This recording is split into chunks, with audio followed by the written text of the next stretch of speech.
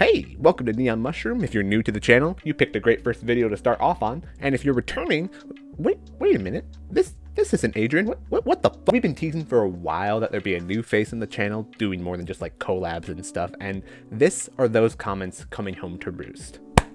Hi, I'm ttrgr, also known as Trigger, and I'll be working with Adrian on this channel to help deliver to you more content as well as exciting new projects for the future.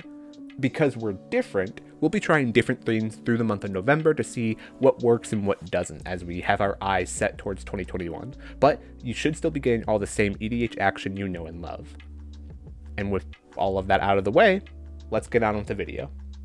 Alright, starting with Guy, who's piloting Chulane. He has an opening hand of Verdant Catacombs, Forest, Sea of Clouds, Okame Adversary, Brazen Borrower, and Overburden, shipping away a Wirewood Symbiote.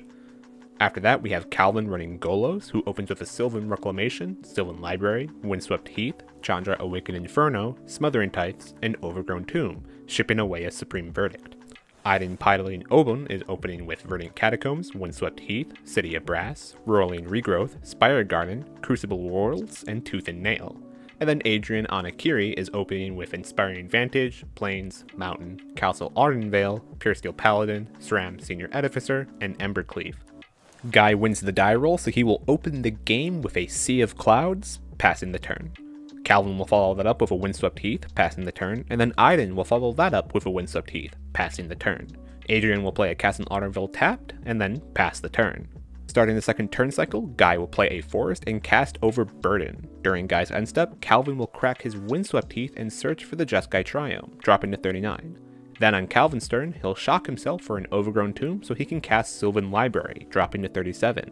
Then on Calvin's end step, Ajdin will crack his Windswept Heath and search for a Temple Garden, dropping to 39. Then on Ajdin's turn, he'll play a Verdant Catacomb and pass the turn. On Adrian's turn, he will play an Inspiring Vantage and pass the turn. Starting round 3, Guy will untap, then cast Soul Rain, followed by an Okame Adversary, cheapened by Calvin's Sylvan Library. Overburden will bounce his Forest, but Guy simply reissues it, passing the turn. Calvin then will untap and draw his 3 cards through Library, paying 4 life to keep 2, dropping to 33. He'll play the Mardu Triome tapped, then during his end step, Ajdin will crack his Verdant Catacomb to find a Canopy Vista, dropping to 38. Ajdin will then play a Plains and cast Rolling Regrowth, sacking said Plains to find 2 mountains. During his end step, Adrian will cast Path to Exile, targeting the adversary. Guy will find an island in return. Adrian will then untap, play a mountain, cast Akiri, then bounces said mountain back to his hand due to Overburden. On round 4, Guy will untap, play Verdant Catacombs, then taps his Soul Rain and Forest for a Cloudstone Curio, passing the turn. Calvin will untap, draw his 3 cards through Library, and after a whole fucking minute of talking game politics, pays 8 life to keep all 3, dropping to 25. He'll shock Inbreeding Pool, dropping to 23, and then cast Arcane Signet, followed by Narset Parter of Veils. Through her minus, Calvin will find Decree of Annihilation, then pass the turn. Hold up. Who's the bad guy now? Ajdin will untap and cast Obuun, his commander, bouncing the mountain back to his hand due to Overburden, and then play Prismatic Vista for the double landfall triggers, dropping to 37 but growing Obuun. He casts Exploration, then drops Spire Garden, growing Obuun again, and then through Obuun enters combat and attacks Guy with his Spire Garden for 6, dropping Guy to 34 and ending his turn. Adrian will then untap, play a mountain, and then attack Guy with Akiri for 3, dropping Guy to 31 with commander damage. Adrian then casts Puresteel Paladin, bouncing Inspiring Vantage back to his hand due to Overburden, and then during Adrian's end step, Guy will crack his Verdant Catacomb, dropping down to 30, searches for a Breeding Pool tapped, and then casts Petty Theft, bouncing Obuun. Opening round 5, Guy will untap, play a Forest, and then pass the turn. Calvin will untap, draw his 3 cards through Library, keep only 1 this time, and then he'll activate Narset and find a Nicobolus God Pharaoh. He'll then play an Exotic Orchid, cast a Smothering Tithe, and then pass the turn. Ajdin will untap, not pay the Tithe, then redeploys Obuun, bouncing his mountain due to Overburden, which he redeploys as well, triggering Obuun. Then he plays City of Brass, triggering Obuun again, then moves to combat to attack Guy for 5, dropping Guy down to 25. Adrian will then untap, not pay the Tithe, then redeploys Inspiring Vantage before attacking Guy for 5, dropping him to 20. Adrian will play Umezawa's Jit, triggering Puresteel Paladin, which resolves in nothing because Narset. Guy will flash in Brazen Borrower during the end step, bouncing his island due to Overburden. On round 6, Guy will pay the tithe, redeploys Island, then attacks Narset with his Borrower, knocking her out before ending the turn. Calvin will untap, draw his 3 cards to the library, keeping only 1 this time. He plays Marsh Flats, Adrian kills the overhead lights, then Calvin casts Chandra Awakened Pyromancer and shoots the Borrower for 1, killing it. Ajdin will then untap, he will pay the tithe, plays Reflecting Pool, triggering Obuun, and then casts Titania, Protector of Argoth. Overburden bounces a forest, then Titania recurs Prismatic Vista, which fetches a forest, triggering Obuun twice but dropping Ajdin down to 35. Titania will make a 5/3 creature, but Overburden will bounce his mountain. Ajdin will attack Guy with Obuun and his elemental for 16 damage, 8 commander damage, dropping Guy down to 4 and ending his turn.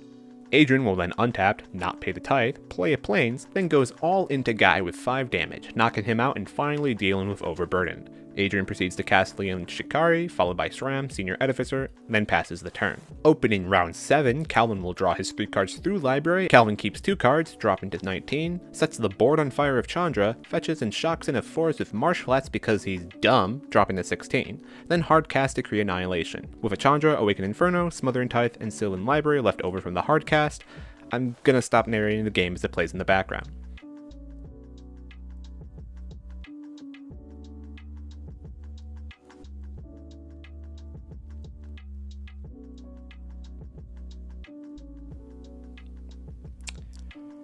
So first, the Chulane deck.